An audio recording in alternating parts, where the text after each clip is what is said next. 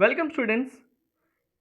ఎంసెట్ 2024 మీరు టీఎస్ ఎంసెట్ రాస్తున్న స్టూడెంట్ అయినా సరే, ఏపీ ఎంసెట్ రాస్తున్న స్టూడెంట్ అయినా సరే, ఇక్కడ అందరు స్టూడెంట్స్కి మ్యాక్సిమం ఇదే డౌట్ 2 డేస్ నుంచి రిపీటెడ్గా వస్తుంది. ఎందుకంటే ఇంటర్ ఎగ్జామ్స్ ఇప్పుడే రాస్తున్న టైంలోనే చాలామంది స్టూడెంట్స్కి సబ్జెక్ట్ ఫెయిల్ అవుతానేమో అనే ఒక కన్ఫ్యూజన్ వచ్చేసింది, పేపర్స్ అలా ఉన్నాయి కాబట్టి.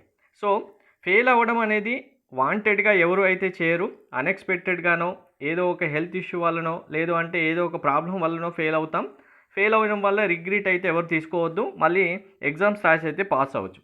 సో ఇప్పుడు అందరికీ ఉన్న డౌట్ ఏంటి, ఒకవేళ ఇంటర్లో ఏదైనా ఒక సబ్జెక్ట్ ఫెయిల్ అవుతే ఎంసెట్ ఎగ్జామ్ రాయొచ్చా లేదా? తెలంగాణ ఎంసెట్ అయినా ఆంధ్రప్రదేశ్ ఎంసెట్ అయినా రాస్తే, ఒకవేళ మేము సప్లీ పడింది ఎంసెట్ ఎగ్జామ్ రాస్తే కూడా మరి మాకు కౌన్సిలింగ్ అలౌ చేస్తారా లేదా? ఈ డౌట్స్ మీకు క్లియర్గా క్లారిఫికేషన్ ఇస్తాను. వీడియో స్కిప్ చేయకుండా చూడండి, లైక్ చేసి తప్పకుండా షేర్ చేయండి. కంప్లీట్ అప్డేట్స్ గైడెన్స్ కోసం ఛానల్ సబ్స్క్రైబ్ చేసుకొని బెల్ బటన్ అయితే ప్రెస్ చేయండి. Telegram WhatsApp channel link description ఇచ్చాను, జాయిన్ అవ్వండి. అప్పుడే ఏ చిన్న అప్డేట్ అయినా మిస్ అవ్వకుండా ఉంటారు. సో ఇక్కడ మీకు ఫస్ట్ మనకు డేట్స్ తెలియాలి. రిజల్ట్స్, ఎంసెట్ రిజల్ట్స్ ఎప్పుడు వస్తుంది, ఇంటర్ రిజల్ట్స్ ఎప్పుడు వస్తుంది, ఇవన్నీ తెలిస్తే మీకు ఒక క్లారిటీ వస్తుంది. ఫస్ట్ క్లియర్గా వినండి. ఇప్పుడు ఇంటర్ ఎగ్జామ్స్ రాస్తున్నారు. ఇంటర్ రిజల్ట్స్ మీకు ఏపీ స్టూడెంట్ అయినా సరే, టీఎస్ రిజల్ట్స్ అయినా సరే మనకి ఎప్పుడు వస్తాయి? Almost 4th month second week లోపు వచ్చేస్తాయి. ఇప్పుడు ఎంసెట్ ఎగ్జామ్ ఎప్పుడు ఉంది? ఏపీ స్టూడెంట్కి, టీఎస్ స్టూడెంట్స్కి అయితే 9 to 12 ఎంసెట్ ఎగ్జామ్ ఉంది. ఏపీ ఎంసెట్ అయితే 13th to 19th మే, ఇది 5th మంత్లో ఉంది, మే. ఇక్కడ రిజల్ట్స్ అనౌన్స్ చేసిన తర్వాత సెకండ్ వీక్లో, ఏప్రిల్ సెకండ్ వీక్లో రిజల్ట్స్ అనౌన్స్ చేస్తే మరి 15 డేస్ గ్యాప్ ఉంటుంది కదా మే మంత్లో ఎగ్జామ్ స్టార్ట్ అవ్వడానికి. ఈలోపు సప్లీ ఎగ్జామ్స్ పెడతారంటే పెట్టరు, ఛాన్స్ ఉండదు. ఎందుకంటే ఇప్పుడు చూస్తున్నారు కదా, ఫస్ట్ ఇయర్ సెకండ్ ఇయర్ స్టూడెంట్స్కి డే బై డే ఎగ్జామ్ పెట్టాలన్నా మినిమం 12 డేస్ కావాలి, మ్యాక్సిమం 15 డేస్ ఏమైనా హాలిడేస్ వస్తే కావాలి. ఈ 15 డేస్ అల్లా రిజల్ట్స్ అనౌన్స్ చేసిన నెక్స్ట్ డేనే ఎగ్జామ్ పెడతారంటే బెటర్ కదా. ఫీ పేమెంట్కి డేట్ ఇవ్వాలి, ఒక 1 వీక్ 10 డేస్ టైం పడుతుంది. అందరు స్టూడెంట్స్ మళ్ళీ ఫీ పేమెంట్ చేయాలి. అప్పటికే ఇక్కడ ఏప్రిల్ 25th అయిపోతుంది. గ్యాప్ ఉంటుందా? ఉండదు. ఎంసెట్ ఎగ్జామ్ స్టార్ట్ అవుతాయి. కాబట్టి సప్లీ ఎగ్జామ్స్ ఎప్పుడు ఉంటాయి మనకు? ఎంసెట్ ఎగ్జామ్ ఇక్కడ TS and AP EAMCET consider చేసే 2 స్టేట్లకు సంబంధించిన సప్లీ ఎగ్జామ్స్ కండక్ట్ చేస్తారు. అంటే మే 19th తర్వాత, అంటే మే 20 or 21 లేదంటే 22 ఈ డేట్లలో మీకు మళ్ళీ ఇంటర్ సప్లీ ఎగ్జామ్స్ స్టార్ట్ అవుతాయి. ఎక్స్పెక్టెడ్ డేట్ ఇవే, ఎగ్జాక్ట్గా కాదు. 20 తర్వాత 25th 26th ఏదైనా డేట్లోనో స్టార్ట్ అవ్వచ్చు. ఇంటర్ సప్లీ ఎగ్జామ్స్ స్టార్ట్ అవుతాయి. ఈలోపు ఏమవుతుంది? ఎంసెట్ రిజల్ట్స్ వచ్చేస్తాయి. ఇక్కడ మళ్ళీ ఇక్కడ ఇవి మీకు ఈ సప్లీ ఎగ్జామ్స్ మీరు రాసిన టైంలో అయినా ఎంసెట్ రిజల్ట్స్ ఆటోమేటిక్గా ఇక్కడ వచ్చేస్తాయి. సప్లీ రిజల్ట్స్, ఈ రిజల్ట్స్ రాకముందే, సప్లీ రిజల్ట్స్ రాకముందే ఎంసెట్ రిజల్ట్స్ వచ్చేస్తాయి. ఇక్కడే మెయిన్ ఇంపార్టెంట్ ఏపీ స్టూడెంట్స్కి ఉన్న డిసడ్వాంటేజ్ వినండి. ఏపీ స్టూడెంట్స్కి చాలా డిసడ్వాంటేజ్ ఒకవేళ మీకు సప్లీ పడితే కనుక. ఎందుకంటే క్లారిటీగా వినండి, అర్థమవుతుంది. ఎంసెట్ రిజల్ట్స్ వచ్చాయి కదా, రిజల్ట్స్ వచ్చిన తర్వాత ఏం చేస్తారో ఆటోమేటిక్గా ఫస్ట్ ఫేజ్ కౌన్సిలింగ్ ఉంటుంది.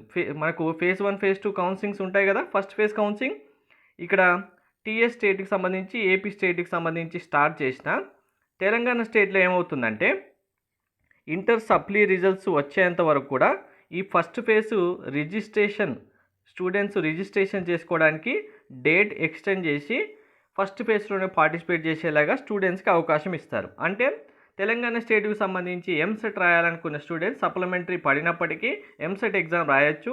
మీరు సప్లీ ఎగ్జామ్స్లో పాస్ అయినా ఎంసెట్లో సంబంధించి ఫస్ట్ ఫేజ్ కౌన్సిలింగ్లోనే పార్టిసిపేట్ చేయొచ్చు, ఎటువంటి ప్రాబ్లం లేకుండా. ఇక్కడ ఏపీ స్టూడెంట్స్కే వచ్చింది ప్రాబ్లం. ఏంటి అనేది క్లియర్గా వినండి, ఇక్కడే కన్ఫ్యూజ్ అవ్వద్దు. ఏపీ స్టూడెంట్స్కి ఏమవుతుందంటే, ఏపీ స్టూడెంట్స్కి రిజల్ట్స్ అనౌన్స్ చేసే టైంలో ఫస్ట్ ర్యాంక్స్ ఇవ్వరు. స్టూడెంట్స్కి ర్యాంక్స్ ఎవరికి ఇవ్వరు. ఏం చేస్తారంటే 1 వీక్ తర్వాత స్టూడెంట్స్కి ర్యాంక్స్ అలాట్ చేస్తారు. ర్యాంక్ కార్డ్ డౌన్లోడ్ చేసుకోవాల్సి ఉంటుంది. ఈ ర్యాంక్ కార్డ్ ఎవరికి ఇస్తారంటే ఇంటర్లో పాస్ అయిన స్టూడెంట్స్కి ర్యాంక్ కార్డ్ ఇస్తారు డైరెక్ట్గా. సప్లిమెంటరీ ఉన్న స్టూడెంట్స్కి ర్యాంక్ కార్డ్స్ ఇవ్వరు. ఇక్కడ వీళ్ళందరికీ ర్యాంక్స్ వచ్చేస్తాయి. పాస్ అయిన స్టూడెంట్స్కి కౌన్సిలింగ్కి ఫస్ట్ ఫేజ్ వరకు వీళ్ళని అలో చేస్తారు, వీళ్ళు అలో అవుతారు. మీరు సప్లీ రిజల్ట్స్ వచ్చాయి ఫస్ట్ ఫేజ్ స్టార్ట్ కాకముందే అన్నా కూడా మీరు ఏమవుతారు, ఇక్కడ ఇంటర్లో మీరు మళ్ళీ సప్లిమెంటరీ పాస్ అయిన స్టూడెంట్ కాబట్టి మీకు ర్యాంక్ కార్డ్ ఇవ్వాలి అంటే మీరేం చేయాలంటే వెబ్సైట్లో మీ యొక్క మార్క్స్ అప్లోడ్ చేయాల్సి ఉంటుంది. సప్లీలో పాస్ అయిన స్టూడెంట్స్ అందరు. ఎందుకు? ఏపీ ఎంసెట్లో ఇంటర్ మార్క్స్ 25% వెయిటేజ్ ఉంది కాబట్టి ఈ ఇంటర్మీడియట్ మార్క్స్ 25% వెయిటేజ్ యాడ్ చేస్తేనే ర్యాంక్స్ రిలీజ్ అవుతాయి. అందుకే ఏపీ ఎంసెట్లో ఫస్ట్ రిజల్ట్స్ అనౌన్స్ చేస్తారు. రిజల్ట్స్ అనౌన్స్ చేసిన తర్వాత 2-3 days ర్యాంక్ కార్డ్స్ వస్తాయి. ఈ ర్యాంక్ కార్డ్లోనే మీకు రిజల్ట్స్తో కూడా ర్యాంక్ ఉంటుంది కానీ మార్క్స్ ఉండవు. ఈ టోటల్ మార్క్స్ ఏంటి అనేది ర్యాంక్ కార్డ్లో తెలుస్తుంది. ర్యాంక్ కార్డ్లో EAMCET marks plus inter marks weightage ఇది 75%, ఇది 25% వెయిటేజ్ తీసుకొని మీ మార్క్స్ ఇచ్చిన దాంట్లో ర్యాంక్ కార్డ్లో ఉంటాయి. ఇక్కడ ఓన్లీ ఇంటర్ పాస్ అయిన స్టూడెంట్స్కి ఉంటాయి. ఫెయిల్ అయిన స్టూడెంట్స్కి ర్యాంక్ కార్డ్ రాదు, మీ మార్క్స్ రావు, ఏమి రావు. మీకు ఇంటర్లో పాస్ అయ్యారనుకోండి, మళ్ళీ ఏం చేస్తారు? మీకు అప్పుడు మీ యొక్క ఇంటర్మీడియట్ వేసేజ్ 25% యాడ్ చేసిన తర్వాత మీ రిజల్ట్స్ అప్పుడు అనౌన్స్ చేస్తారు. మీరు మళ్ళీ అప్పుడు రిజల్ట్స్ చెక్ చేసుకోవాలి. ఈ రిజల్ట్స్ చెక్ చేసుకునే లోపు ఒకవేళ ఫస్ట్ ఫేజ్ కౌన్సిలింగ్ రిజిస్ట్రేషన్ అయిపోయిందనుకోండి, మీరు లాస్ అయినట్టే. ఎందుకంటే ఇది time taking process. Last year కూడా ఇలానే చాలా టైం టేకింగ్ చేసుకుంది కాబట్టి చాలామంది స్టూడెంట్స్ అయితే స్ట్రగుల్ అయ్యారు. ఒకవేళ ఫస్ట్ ఫేజ్ లోపు మీకు ఈ 25% వెయిటేజ్ యాడ్ చేసి మీ ర్యాంక్ కార్డ్ రిలీజ్ చేస్తే మీరు పార్టిసిపేట్ చేసేటప్పటికి మీకు ర్యాంక్స్ ఎలా ఇస్తారంటే ఇక్కడే ఇంకొక డిసడ్వాంటేజ్. ర్యాంక్స్ ఫస్ట్ పాస్ అయిన స్టూడెంట్స్ అందరికీ సీరియల్ ర్యాంక్స్ ఇచ్చేస్తారు. డైరెక్ట్గా సీరియల్గా ర్యాంక్స్ 1, 2, 3, 4 ఎలా ఉన్నాయో అలా ఇచ్చేస్తారు. సప్లీలో పాస్ అయిన స్టూడెంట్స్కి ఇప్పుడు ఈ ర్యాంక్స్ ఉన్నాయి కదా, 1 lakh వరకు ర్యాంక్స్ ఇష్యూ చేశారనుకోండి పాస్ అయిన వాళ్ళకి. సప్లీ స్టూడెంట్స్కి డైరెక్ట్గా మీకు ఎంత మంచి మార్క్స్ వచ్చినా 1 lakh 1 నుంచి స్టార్ట్ చేసి 1 lakh 2, 3, 4 ఇలా ర్యాంక్స్ ఇవ్వడానికి ఛాన్స్ ఉంది. లాస్ట్ ఇయర్ కూడా ఇలానే చేశారు. కొంతమంది స్టూడెంట్స్కి ఏమో ఇప్పుడు సపోజ్ 500 ర్యాంక్ మీకు రావాలి, 500.1 ఇచ్చిన స్టూడెంట్స్ ఉన్నారు. డైరెక్ట్గా 1 lakh తర్వాత last rank 1 lakh 1, 1 lakh 2, 1 lakh 3 ఇలా ర్యాంక్స్ ఇష్యూ చేసిన స్టూడెంట్స్ కూడా ఉన్నారు. సో అల్టిమేట్గా ఏపీ స్టూడెంట్స్కి అయితే కొంతమేరకు నష్టం అయితే ఉంటుంది. సప్లీ ఎగ్జామ్ పడితే కనుక ఈ సప్లీ ఎగ్జామ్ ద్వారా మీరు పాస్ అయితే కౌన్సిలింగ్లో పార్టిసిపేట్ చేయొచ్చు, ఎంసెట్లో సీట్ అయితే ఇస్తారు. కానీ మీకు ర్యాంక్స్ విషయంలో మీకు రావాల్సిన ర్యాంకు రాకపోవచ్చు. సీట్ కూడా ఒకవేళ మీకు రావాల్సిన ర్యాంకు రాలేదంటే ఏంటి, సెకండ్ ఫేజ్ కౌన్సిలింగ్కి వెళ్ళారంటే ఆటోమేటిక్గా ఏమవుతుంది, ఫస్ట్ ఫేజ్లోనే సీట్స్ ఫిల్ అవుతాయి కాబట్టి సెకండ్ ఫేజ్లో మీకు ఛాన్స్ ఉండకపోవచ్చు. లేదు ఫస్ట్ ఫేజ్లోనే మీకు ఛాన్స్ ఇచ్చారు అంటే మీ ర్యాంక్స్ ఎక్కడ ఉంటాయి, అందరి తర్వాత లాస్ట్ ర్యాంక్స్లో మీకు ర్యాంక్ అలాట్ చేస్తారు కాబట్టి ఇక్కడ కూడా మీరు లాస్ అవ్వడానికి ఛాన్సెస్ ఉన్నాయి. దీనివల్ల స్టూడెంట్స్ మ్యాక్సిమం అయితే నష్టపోకుండా ఉండాలంటే ఏపీలో కూడా డైరెక్ట్గా అందరు స్టూడెంట్స్కి ర్యాంక్స్ ఒకేసారి రిలీజ్ చేస్తే బెస్ట్గా ఉంటుంది. కానీ అది పాసిబుల్ కాని విషయం.